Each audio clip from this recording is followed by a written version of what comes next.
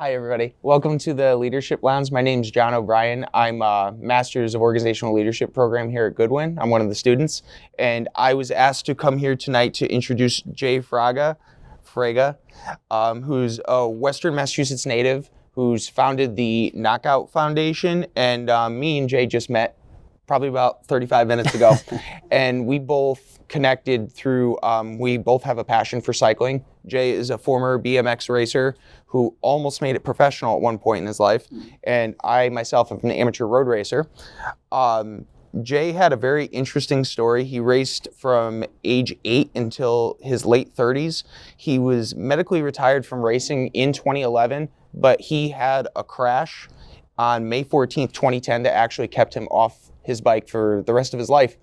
And now he started the Knockout Project in 2012, which is designed to help people with concussions, and he's had multiple. He told me a lot about post-concussion syndrome, which is something he deals with on a daily basis, and I've learned a lot about just now. And it has a very meaningful thing for me because I've had multiple concussions in my life, and he's actually educated me a little bit on it myself in the past few minutes. But I feel that he's an excellent person for this leadership seminar. So without further ado, I'd like to introduce Jay Fraga. Thank you. So I hope you guys don't mind that I ditched the suit tonight. Yeah, we're gonna keep it comfortable and keep it mellow. So I'm going to rely on my phone quite a bit tonight as somebody who's living with a brain injury.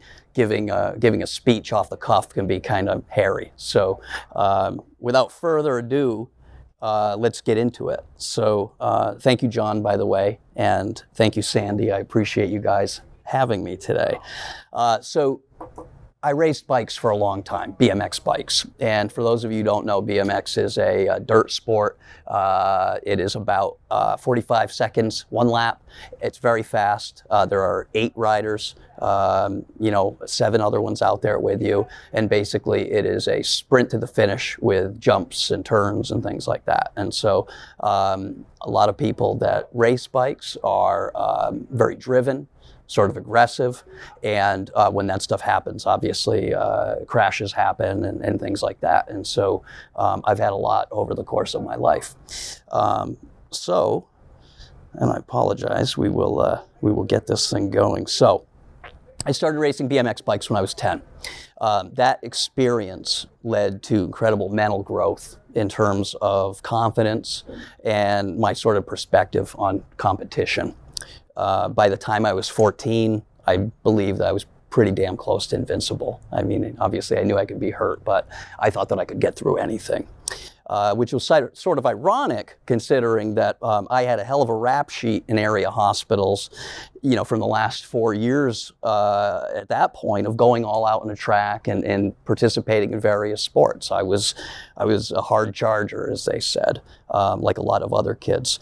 And so as a teenager, I remember one particular instance of sitting on an x-ray table in the hospital, and my dad was there. The tech happened to be out of the room, and he said, paraphrasing, but he said, son, if you make it to 30, you're going to be a real piece of, and I'll let you finish where he was going with that. But he was telling me that, he thought that I had to dial it back, essentially. And I thought he was crazy. I was 14 years old, and I'm going to kind of live forever, buddy, is what my the thoughts that were running through my mind. I was an athlete. I won, and I had the utmost confidence in myself. So my last race, an unceremonious retirement, was at a local race in Massachusetts. And I was 38 years old. So I started when I was 10, actually. And my last race was my wife's birthday in 2010. And the story about that, I never let my wife come to my races because I would always end up in the hospital when my wife came to watch me race bikes. And so I would always crash or somebody would take me out. And so she was verboten at the track. And that crash at 38 was pretty awful. It changed my life immediately. And for the last 9 years, I've been living with post-concussion syndrome. So little did I know that the stubbornness that sort of led to me getting post-concussion syndrome by just plowing through injuries, it was also something that was going to carry me through the valleys when symptoms got really tough over these last 9 years. So in terms of, what we deal with on a daily basis, the best way to start with it, I think, is to imagine the worst hangover you've ever had in your life, and you mix it with a little bit of the flu. All those aches and the pains and the nausea, headache, scorching headache, hard to remember things, you're foggy, you just don't feel good, for starters. And so that's sort of a difficult realm to operate in. So about 7 years ago, I was laying on the tile floor in my bathroom, trying to muster the strength to move and sort of get dressed and head to my weekly appointment with my concussion docs. I would actually see these guys once a week, and I would be in physical therapy labs and occupational therapy labs and vestibular training labs where you were working on your balance. All of this stuff was exhausting, and it was while I was working 40 hours a week. So I would try to do these things either before work or after work or whatever to try to schedule. And so I'm laying on this floor, this tile floor, with this hangover and flu, and oh my God, how am I going to live like this feeling going on? And there's a lot of thoughts going through my mind, but the overwhelming one was that I needed a break from this hell, because it really was. And I know that I'm pretty tough when it comes to dealing with pain and injuries and adversity, but this was a little too much. So the level of pain was sort of akin to drilling your shin on a rock or a piece of concrete, and that momentary pain that just overwhelms everything. It's so intense that all you can do is really lay there on the ground and grunt. And it's kind of hard to imagine being in a position where that is your daily life every single day. So you have to figure out a way to live like that. To work, to be a functioning person, to be there available for your family, when you would rather probably crawl in a hole. So my mind was wandering, and, I didn't really want to die. It was quite the opposite, really, but, thoughts of relief and ways to achieve it definitely crossed my mind. Too much of that is poison. You can't let too many of those thoughts in. So I pushed it out of my head, picked myself up off the floor, got dressed. I went to my appointment with my docs, and I was the lowest I had ever been at that point, and I had known significant adversity in my life in the past. And I was low. It was the lowest I'd ever been until I got into the place, and the elevator doors opened, and the room was full of kids that were there for the same thing that I was there for, sports concussion clinic. And I kind of freaked out. And so I spun around, I choked up, ran back in the elevator, went out to my car, and just kind of lost my mind. And my thought process seeing those kids was I was so locked in my suffering that I didn't realize it was possible for somebody else to be like that. And I saw these kids who, I figured would struggle to explain these symptoms and how heavy they were, and to make sense of them, and to excel and to be able to get better and heal while, they were young and kids, but kind of saddled with this unbelievable burden and pain. So, I'm a dad and I'm a husband, foremost. So my family certainly figured into the equation, but I'm largely here in front of you today because those doors opened, and I was horrified to see a room full of kids that were dealing with that. And it made me angry. So, pretty quickly, my anger that I'd ruined my life and the quality of it mixed with motivation. And the motivation was to help others avoid falling into the same trap. I had made a number of mistakes, and generally it was that I just plowed through injuries. I never really had them vetted, checked out, and I certainly was never cleared to go back to sports. And so, I knew that I had to get the word out somehow. I wasn't really sure how. Coincidentally or not, my doctors at the time asked me to speak to a group of school nurses and coaches at the concussion clinic in Bay State in Springfield. And that's where I had been treated at the time. And it was going to be a little weird, being on the medical and not the patient side of things for a change. So I reluctantly agreed to speak, and I knew I did so knowing that my public speaking skills really stunk, and I had the college grades to prove it. But I also knew that I really had to do something to get the word out as far as identifying concussions, treating them more seriously, and then making sure that athletes are cleared before they go back into action. So I spoke, and I was brutally honest. And I saw the color drain out of the faces of some pretty big, tough guys when I talked about certain symptoms. And you could tell that some of them had a brush with some of them before, in whatever sports they played. There were a lot of big dudes there from football as well. And they didn't realize at that point that that's what they were dealing with. They just brushed it off to something else. But now that they were kind of putting two and two together, my vantage point of this room for the first time ever was a bunch of raised eyebrows and shocked looks as these guys were kind of getting to this point. That talk was videotaped like this one, and it went up on YouTube later that night. And it didn't take more than a day. I got a message from a girl who tried to kill herself the previous week. And she told me that she was a high school athlete. She'd been diagnosed with post-concussion syndrome. And the video of me speaking was the first time that she'd ever heard anybody validate the symptoms that she was having. Her parents didn't understand. She was in school. She was a straight A student. She was an athlete. She had completely blown any chance of getting a Division I athletic scholarship, and she was on track to do that and to play, under lights. And nobody really understood what she was dealing with, including her family. And how could they really? So she was obviously desperate, and I kind of went into lifeguard mode. And that certainly gave me something to focus on other than myself and my own misery. And so we worked, and I tried to be a mentor to help her as best I could, and to try to suggest, different therapies I'd heard of, or doctors, or places to check, and even sometimes just to be there as a hand to say, I know it's bad, but we can get through this, and it'll get better.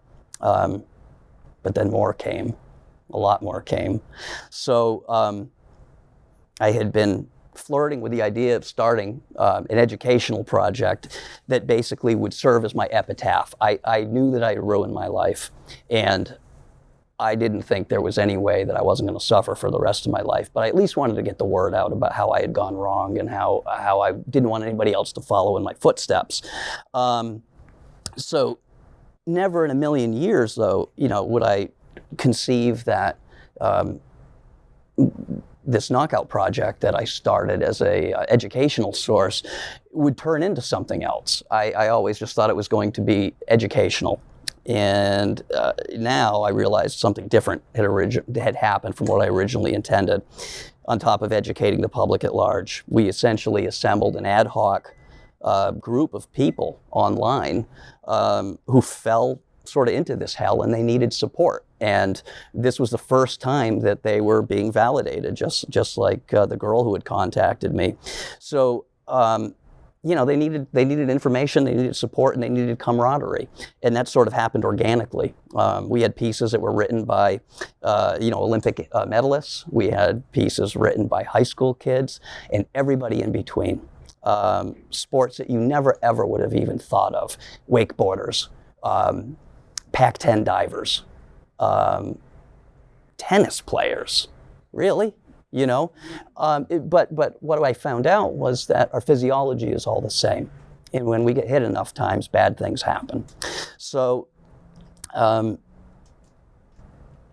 we assembled this group, and as information was disseminated, people from different parts of the world kind of bonded online and social media, sort of with the newfound understanding that they weren't alone. Because at least if you're going through something terrible, to be able to go through it with someone else who has perspective and can help you through it is important.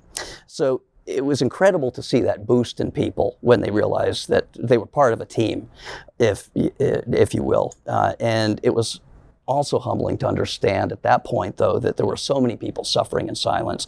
I would get emails from people who did not want to tell their story publicly, but they wanted to tell me, and they wanted to, have me listen. And it was, it became crazy. It was almost like, the Long Island Medium, where she's got 1,500 spirits in the room, and she's like, I got to get out of here, man. There are a lot of hurt people out there. There really are. So, when you're suffering, people become people. You connect on a much more pure level. There's no time for BS or pretense or anything like that. And, in many cases here, these relationships that were being developed were being developed at the highest number by high school kids who needed the most support. And so these were kids with, bad post-concussion syndrome, persevered through, I apologize, let me just go back a little bit. Yeah, okay, so in many cases, these relationships became sacred, especially for the high school kids who were living this madness and somehow still trying to graduate amidst all of this other anarchy that age entails. And so now, it's a bit of a bright spot. I've been like this for about 9 years, and I have seen kids who came to us at 15 years old with bad post-concussion syndrome who made it through high school when they didn't think that they could. And I've seen them actually get through college and graduate with concentrations in fields related to concussions and what they suffered with. So everybody from people doing clinical work to people being athletic trainers where they serve to make the most difference out on the field, identifying things. But they've done these things despite the constant pain that they're living in. So in front of my eyes, and just in the last 9 years, I have witnessed a generation of kids who were moved by the gravity of what happened to them as teens and chose to become a part of the solution to the problems that they battled, and attempt to lend their valuable insight to advancements in safety and treatment. So these people, to me, are true leaders, these kids. And it gives me great confidence in their generation, and it's one that sort of takes a lot of heat for being too flaky. You hear millennials, and you don't necessarily hear a lot of glowing reviews, but my interactions with these kids has kind of been fantastic and telling, because these kids have lived a problem, they know what's lacking, and they've stepped in to sort of plug the hole in the dam. And I've got to tell you, I don't mind these kids. So getting hurt will never be a blessing, but it has definitely introduced me to some of the greatest people that I've ever known in my life. And it's given me the chance to experience the rapid organic growth of something that you've put your entire heart and soul into because it was that important to you. And I've been able to see that change and change scope in ways that I never dreamed of in the past. So really, that's about it, guys. I appreciate you having me, but I would love to answer any questions, that you may have, rather than me just bleat on about, things that I think I should talk about. Hi. Yeah, let's. Thank you. Good job. Thank you for your insight. Thank you. I appreciate what you're sharing. How did you get started on helping others is what I want to know. Yep, so I didn't know how I would. I started speaking out on social media, largely on my own Facebook page and Twitter and things like that. And, it was not necessarily received well in all sectors. I have a lot of friends that still are, top 10 national bike racers. And in that mindset, the threat of injury or weakness or anything, you can forget it. So I was essentially, a lot of these guys are my buddies, but and it's hyperbole, but I was sort of left for dead. I was like the old lion that kind of got pushed out of the pride. They don't want to see the sick ones. And that's necessary to keep kind of a high mental tune. So really it was my doctors asking me to speak. And it was sort of a pivotal place because I did not want to speak in front of crowds. I always had anxiety about it, in high school, crippling anxiety. And I literally probably got a D in public speaking in college. So it was that first act of speaking out in public that my doctors really twisted my arms to do, that helped me to start. And then after that, it really just sort of took off. I don't want to say that I lifted one foot up, and didn't have the next step in front of me before I put it down. But it was kind of like that, and a lot of things just fell into place. Did you find by helping others that it helped you deal with your own? Yes. issues? Yeah, one of the best things that you can do, I think, if you're in a situation that you can't necessarily change, is to live for others. And if you can do that, and you can affect positive change for them, that's something that you own too. And it definitely takes some of the heat off of the negativity surrounding your life. Did it help you validate your feelings and your experiences? I think so, because too, as you talk to a lot of these people, and you develop camaraderie, and you become more open, and you say, has this ever happened to you? And a lot of these things are really hard to talk about in public. We as a society, we had the World War II generation, the greatest generation, was pretty much dedicated to saving the world and feeding their family after the Depression, and there was no room for tweaking a whole lot of mental health things. Basically, you put your head down and you tried to live. And so in this day and age, I've been heartened by talking to people and their ability to be open when it counts, and to make those connections, and to understand that there's something that's mechanical that's happening to us, and it's not necessarily a mystery in why these symptoms are happening. That's pretty powerful, and it has helped me. I don't have post-concussion. I do fear for my grandkids that are in sports, Mm-hmm. in football and basketball. And so I do feel for them, because my little one, he's only 15, and told if he got one more concussion, he was pulled out of the game. Right. But I am a stroke survivor. And a lot of people, I find, don't understand what I'm dealing with. Mm-hmm. They have more confidence, because I present very well. Right. So they think I'm okay. Sure. But they don't understand what I'm going. They don't see the turmoil within, or the pain, or when the barometric pressure drops and you get nauseous. Right. And I'm sure that there's a lot of people out there that's going through what I'm going through, and I would love to help them through it. Mm-hmm. Mm-hmm. But I don't know how to get started. I think the best way to probably get started, it's, social media can be a cesspool, but it also can be salvation for some people. And so the easiest thing to do is to take advantage of a free account, whether it's a YouTube channel where you do videos, or it's Twitter where you link pertinent health information. And you really do, if you're honest and sincere about trying to help people, people do kind of gravitate to those people, and so and you almost become a working group after that. So I feel like I've heard a lot of different messages Yes. that you're trying to send by doing this. So what's the overarching message that you're trying to send, and that also these children Mm-hmm. who are also suffering, that they're trying to send Yeah. to avoid sports and avoid injuries entirely, or just Right. be safe Right. and be aware of what could happen? Yeah. Well, it's a little of here and a little of there. I mean, if I had the choice to never do any of those things, I don't know who I'd be as a person. So basically, when it comes to concussions, the age that you start taking contact is important. The younger you are, the more possibility that you're going to have lifelong issues are there.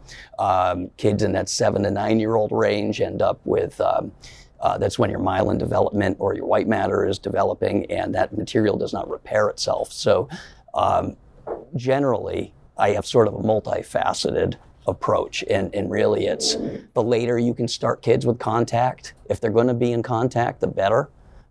Because the more exposure, even to lesser hits, linemen take 15,000 hits in a year sometimes in the NFL, and the damage for kids is even more pervasive because the white matter really can't stand up to that. So we have a few things. The age at which you start to take contact, if you are taking contact, to understand the signs or the symptoms of a head injury, and really one of my biggest missions is to see athletic trainers available for kids in all sports. And because athletic trainers have the training to be able to identify things like that, I mean, it's not just an ACL or an Achilles or an AC joint. They literally can spot kids that have concussions and can get them, into the right protocol. At that point, it's up to their parents to make sure that they're going the distance and they're not cheating just to get back in the game, because there's a lot of that goes on, even down to kids in high school cheating on their impact tests and purposely throwing them so that if they do end up with an injury, that the results don't look so terrible the next time and they can still play. I feel like a lot of it too, just speaking from like my own experience and people that I grew up with, I feel like a lot of it really is truly the parents being so competitive and wanting the absolute best for their kid, or their kid to be top of their class, or the best quarterback on the team to get into school. There's a lot of pressure. We are all proud of our kids. There's no doubt, and we all want them to succeed. But what it comes down to is, in a lot of cases, those are parents who they just haven't felt this, and I had never felt it until I was 38. I've had concussions before, and I'd been knocked out plenty of times, but I had never woken up feeling that this is gonna suck for the rest of my life, and so in that sort of a vein, I'm pleading with parents, to sort of listen. Because I was a guy that loved to just be rad and go out and race and be hard-nosed, and I would enjoy getting up from big crashes. The crowd would clap and you'd give them one of those and you're like, yeah, and, you ride off the track. But now it's like, man, I would love to go to breakfast on a Sunday morning with my family and not feel nauseous and dizzy and all these things. And so that's also part of my experience, is to say, look, I'm a family man, and I have responsibilities, and I have things that, not only responsibilities, but things that I want to do. My son plays AAU basketball, and I was telling John earlier that part of my repertoire, you'd see me sitting inside a lot of gyms with earplugs and these on, and people, probably be like, who's this freak? What's this guy doing with sunglasses inside? And it's a normal component of, not being totally thrown off by fluorescent lights and seeing spots and things like that. It's an important thing. I hope that's cleared it up a little bit. Yeah, no, absolutely. I Okay. have a lot of respect for you that you're creating a whole, group of children, not even so much the parents, but children. Well, and I didn't even plan on it being like that. And I think that's sort of the lesson here, is that if you believe in something and you work hard enough at it, you sort of can watch it grow. And it's going to provide you with waypoints to make decisions on how you want to approach things. And that's the nice thing about running your own gig, is that if an issue comes up, you can pivot to it and you can address that much easier than a company that has a hierarchy that you've got to decide if that's part of your mission or not. I can go right to it and I can address it. And what I'm kind of taking away from your speech really is that bad things happen to everybody all the time. Yep. Some small, some big, but it's how you react to it. Yeah, absolutely. We get one life, arguably, right? And if we're going to live the best life, then I think that we've got to be kind to people. We've got to try to help people. And in the scope of leadership, I believe that anybody who gathers people together, tries to organize them and move them forward to a greater good, I think that's the definition of a leader. Thank you. Yes, sir. We hear a lot about post-concussion syndrome in the context of organized athletics. Yes. And I think about folks like me, never really particularly involved in a lot of organized athletics, maybe even less than the average Sure. person. And yet, if I think back, especially to when I was a kid, there are probably two events where I probably had a concussion. Sure. Once when I was about 6, and another time when I was maybe 10. Yeah. And I wonder if in your experience and all the people that you've met Mm-hmm. in this context, if you've come across what you see as a significant number of people maybe suffering from trauma they had that was just kind of like because it wasn't sports. Kids just doing what they do. Yep, absolutely. We hear, it's really interesting, and so this is one of the things that sort of was illuminated as I was going through this. But we repeat the last thing you said. That's my mind just blanking out on me.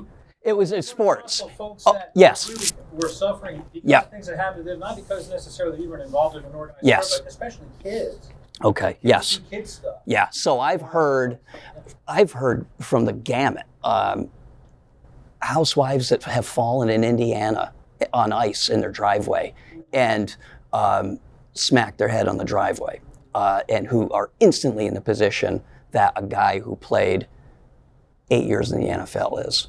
You know, maybe not from a position of having all kinds of p-tau built up from significant, constant smashing of your head, but the neurochemical disruption is at the level where, rugby players, race car drivers, bike racers, boxers. This was an MMA guy too, by the way. It really doesn't matter what you do. When you hit your head, there is a prescribed sequence of events that happens with neurochemical disruption and also some structural damage generally.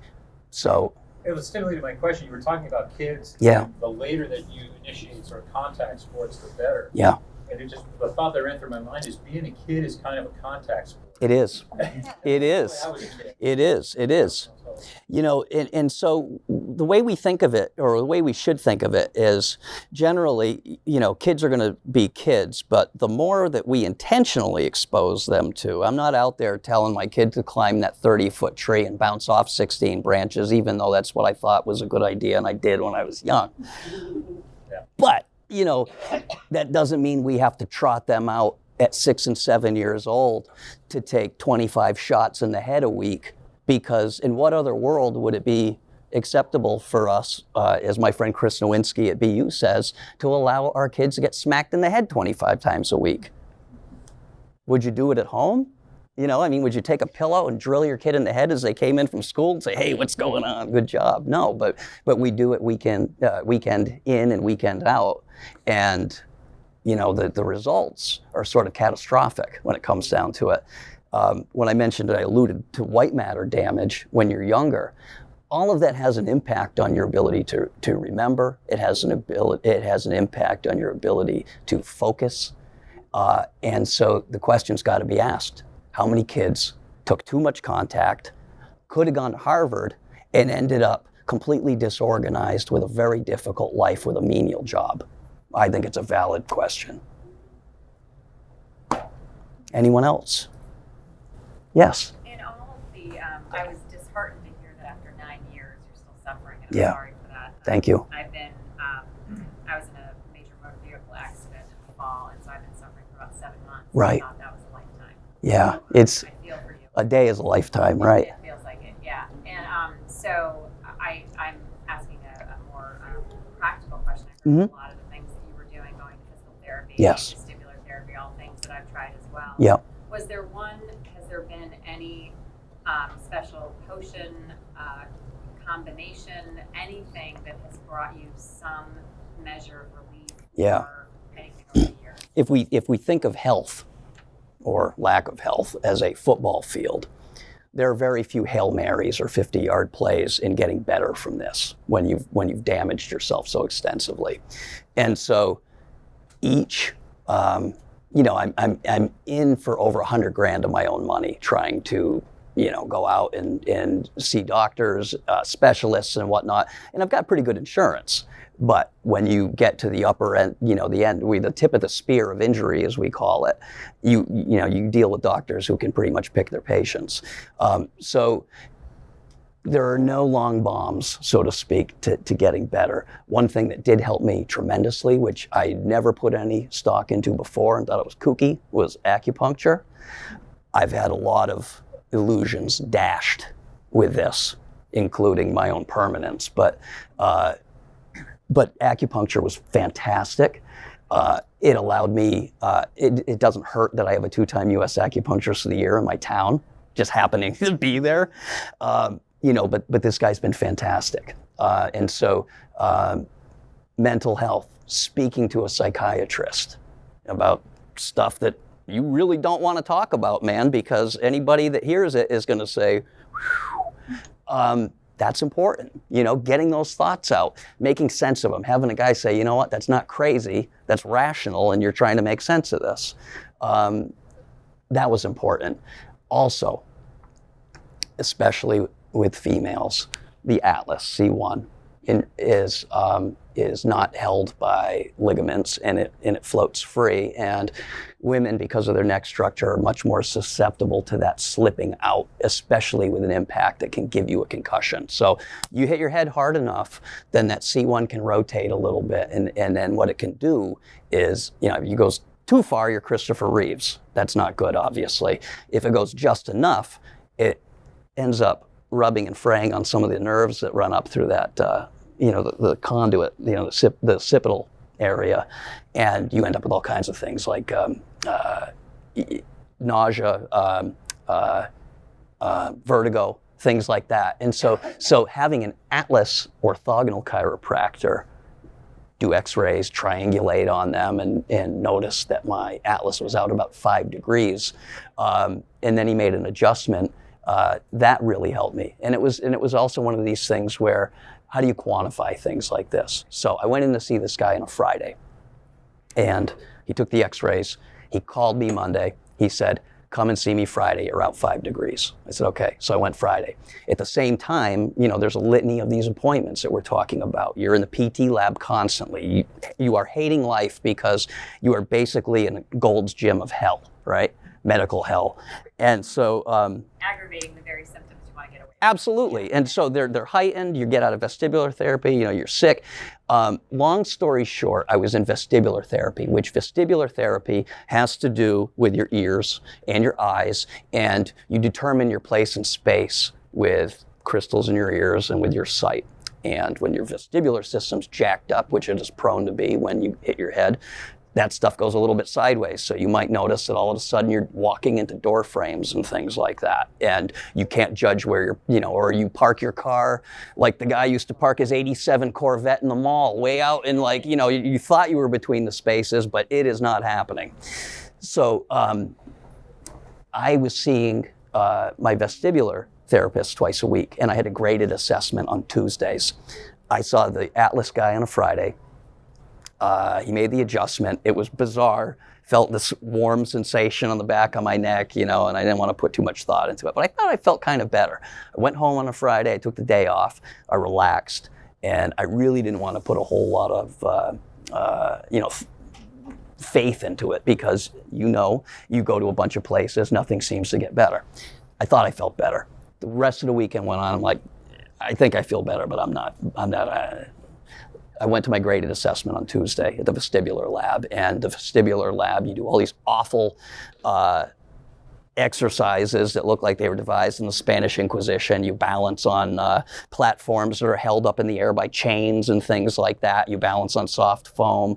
Well, after an hour of graded assessment, they made me do it again. And they made me do it again because my scores had improved so much since the previous Friday that they thought they screwed up what they were doing. And I had to tell them about what I did Friday because I would keep a lot of this to myself because in medicine, there are a lot of competing doctrines and dudes will punt you if you don't just, go the way that they think you should go. But it's almost like asking somebody who's drowning to just chill out a while and, swim like you're telling them to do, right? So long story short, they had never heard of it. And they said, well, the proof is here, but they were baffled. And so the Atlas orthogonal chiropractor, there's one in West Springfield, Mass. His name's Joe Grosso.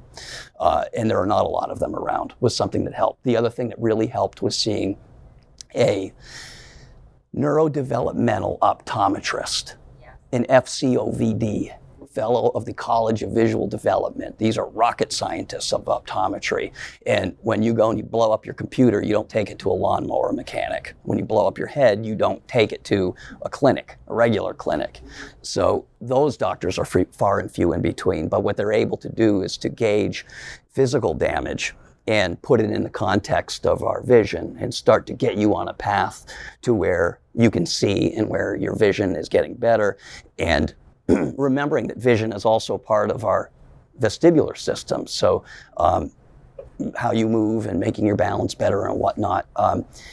When I first saw my FCOVD about, was it 6 years ago, 7 years ago? My vestibular system was not functioning. It was toast. And she said, point blank, she said, I think we're going to end up writing something about you in one of the medical journals. You know, she saw damage in me that rivaled some of the blast veterans, the veterans from Afghanistan and Iraq who had blast injuries. And so for me, that was crazy to hear that guys who've been exposed to bombs and things like that, you know, were sort of suffering from the same symptoms that I was. But as of last fall, my vestibular system is now functioning and fragile. So it's taken about 7 years with $13,000 worth of glasses and lenses, you know, and constant visual therapy and stuff like that. But to get to a point where I'm just sort of starting to get to where things are functioning a little bit better. So. I have a question. Yes. I'm going to assume that you had a period of depression and lack of focus. Mm-hmm. Can you tell me how you address that? Yeah. Well, again, that's where a psychiatrist and a therapist is absolutely necessary to make some sort of sense so that you're not just kind of winging it and on your own. And I definitely took advantage of those conversations. You know, it was important to open up. And at one point, you know, my doctor suggested an antidepressant because my brain was no longer functioning in terms of making the amount of serotonin that I needed. And so that's one of the things. When you mechanically injure yourself, you've got to compensate for all these processes that normally ran very intricately. And, you know, so you might be slightly askew, but that was something that was actually a positive for me. You know, and it helped with a number of things, anxiety, being in crowds. It wasn't the fact that it was a crowd around you. The fact that was that your visual system was so disturbed that every time somebody walked in front of you, you felt like you were going to throw up in a mall, you know? And so that's why a lot of people don't go out after things like this. You know? I have a couple questions for you, Jay, just about leadership in general. What is the best leadership lesson you've ever learned? I was 17 years old, and my great-grandfather, the only one that I knew who lived long enough for me to know, died, and he was in his 90s, and he was a self-made guy. He came over from the Azores when he was about 9 years old in the early 1900s and hit the streets at like 10 or 11 years old in New Bedford, Mass. and started painting. He bought a can of paint and literally became a painter almost overnight. He ended up working his way up and he had a number of hardware stores and things like that. But at his funeral, it was one of these, you know, in the late 80s, the old school funerals that went on for 3 days, and, you know, it was awful, you know, but the room was banged out, and I'd never seen so many people at a wake in my life, and they just kept coming night after night after night. And on the third night, a guy that owned a department store down there in that area called Silverstein's came up to me, and in the receiving line, and he said, "Your great-grandfather was an honest man." And I put two and two together with that, and I looked at the amount of people that showed up that night, and I said, he must have been, and that must count for something. And so leadership, maybe before that, I probably attributed leadership to abstract things. My dad was an executive in the insurance industry, you know, and I thought that maybe, you know, his title and the fact that this dude flew around on helicopters made him a leader. And it turned out not so much. It turned out that I think that people who, again, who focus on getting people together, and moving them into a positive direction. I really think that's more to the tune of that. And so, honesty and being a good person is one of the most important leadership examples I can give. And I think we can agree based on our conversation we had earlier. We're from different generations a little bit. So, He's trying to say I'm old. No, I'm trying to say I'm young. But in today's society, what would you describe leadership with in 3 words? Lacking. Okay. Camouflaged. But present. So I think that we tend to call a lot of different people leaders, but I don't think that. I think you lose the right to be called a leader if you act disingenuously or with ill intent. And so I really believe that that an integral component of being a leader is some sort of an empathy with people around you and trying to move them to a position of being better than when they started. Okay. And in closing, you have an amazing organization going. I want to know what your next act is. Collecting shells on the beach in South Carolina sounds good to me with my wife. I don't know. And I think that that's fitting because I didn't know when this started where it was going to go.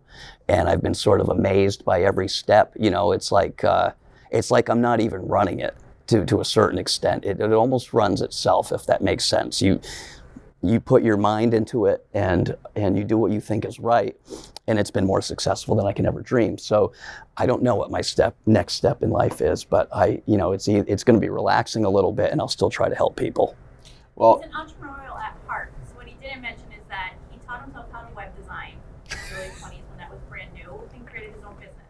And designed websites for a bunch of different businesses. I was a weird kid though. I was like at 10 years old, I taught myself how to program in BASIC, and I convinced my mother I hacked NORAD. So I was always a little bit more technical than I probably. And the bike shop. Yeah. The knockout project. So there's always something coming. But I'm tired. I'd like to chill out for a while. Well, that being said, it's been a pleasure to sit here and talk with you tonight, and I look forward to seeing what the next step is for you because you seem to be an amazing person. Ladies and gentlemen, please give him a round of applause. Appreciate it. Thank you for having me.